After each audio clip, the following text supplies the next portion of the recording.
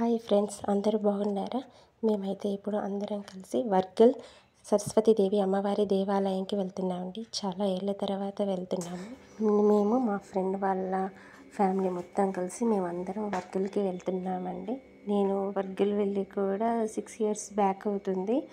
తర్వాత మళ్ళీ ఇప్పుడే వెళ్తున్నాము. అప్పుడు కన్స్ట్రక్షన్ జరుగుతుంది. ఇప్పుడు మొత్తం పూర్తయ్యాక వెళ్ళామండి. చాలా అంటే చాలా బాగుంది. ఇంకా ఎంట్రన్స్ ఇవన్నీ అప్పుడు లేవండి, ఇప్పుడు చాలా చాలా బాగుంది. ఇక నుంచి మేమందరం లోపలికి వెళ్ళాము. లోపలికి వెళ్ళిన తర్వాత పైకి మెట్లు ఎక్కాలి, కానీ అందరూ ఎక్కలేని వాళ్ళ కోసం లిఫ్ట్ ఉందండి. 10 రూపాయలు ఛార్జెస్ పడతాయి దానికి. మేమైతే అందరం మెట్లు ఎక్కేసి పైకి వెళ్ళామండి.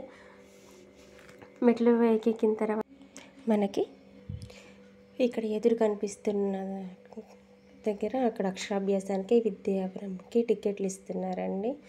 ఇంకా అక్కడి నుంచి అమ్మవారి దర్శనం చేసుకోవచ్చు మనం. మేమైతే ఫస్ట్ విద్యారంభం టికెట్ తీసుకొని డైరెక్ట్గా విద్యారంభం మండపంకి వెళ్ళామండి. చాలా పెద్దదండి మండపము. అక్షరాభ్యాసం విద్యారంభం రెండు ఇక్కడే చేస్తారు. చాలా బాగా జరిగిందండి.